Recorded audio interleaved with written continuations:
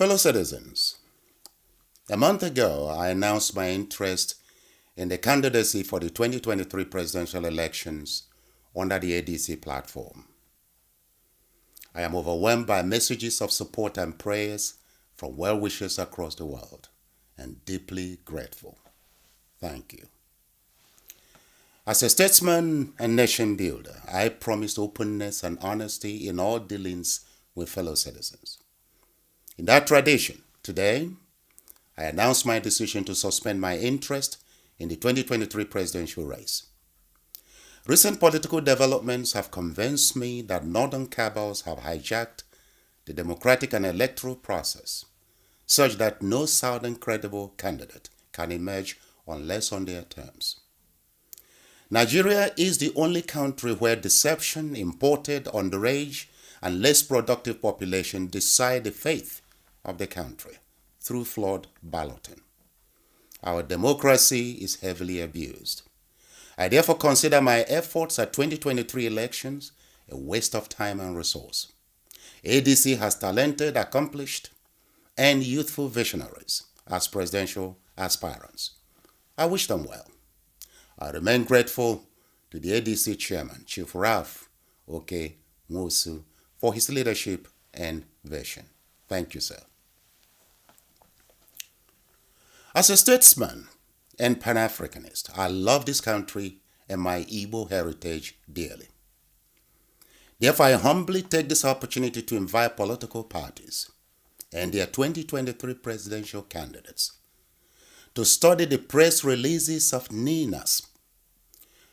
I am persuaded by the strength of the argument recommending that the 2023 elections be suspended and an interim government set up while a new progressive and uniting constitution is drafted, debated, and approved. The NINAS message is clear and simple. From all evidence available, President Buhari and his tribe are complicit in the insecurity currently happening in Nigeria.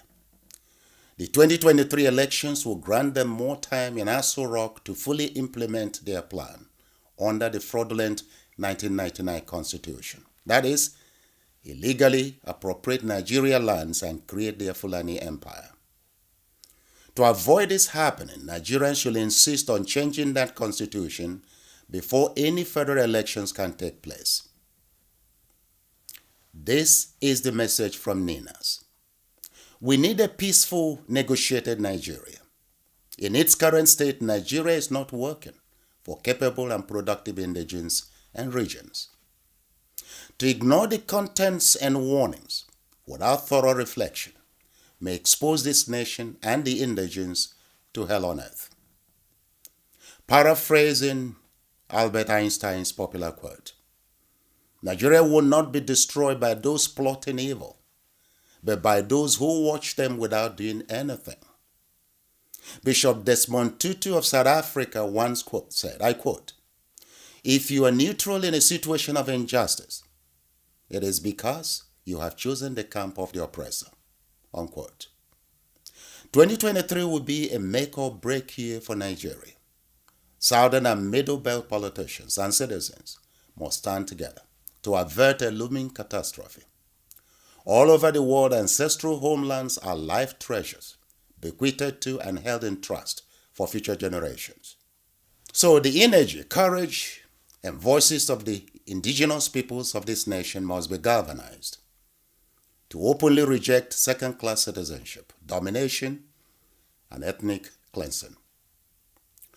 Fellow citizens, Sri Lanka has just gone bankrupt and defaults on $51 billion external debt. Humanitarian crisis is unfolding with no food, no fuel, no medicine, and no power. How did Sri Lanka get here? Simple. Years of mismanagement, budget and trade deficits, expanded borrowing from China, policy favoring religious sect for loyalty, terror attacks, pandemic, currency devaluation, sharp fall in foreign direct investment, and record inflation. This is Nigeria's situation plain. The U.S. Council on Foreign Relations and Harvard Kennedy School are warning that Nigeria is at a point of no return, showing all signs of a failed state. Our sovereignty has been compromised by the federal government, and imported terrorists have decimated the peace, security, productivity, and economy of several parts of Nigeria. The country is heavily indebted, with over 90% of federal revenues devoted to servicing national debts. While progressive nations implement immigration policies designed to attract and retain scientists, doctors, engineers, and entrepreneurs, Nigeria opened its borders to jihadists, cultures, and values responsible for the terrorism, ethnic cleansing, religious fanaticism, poverty, and over 20 years of instability haunting most countries of the Sahel region. The threshold for Nigeria's citizenship and identification has also been deceptively watered down.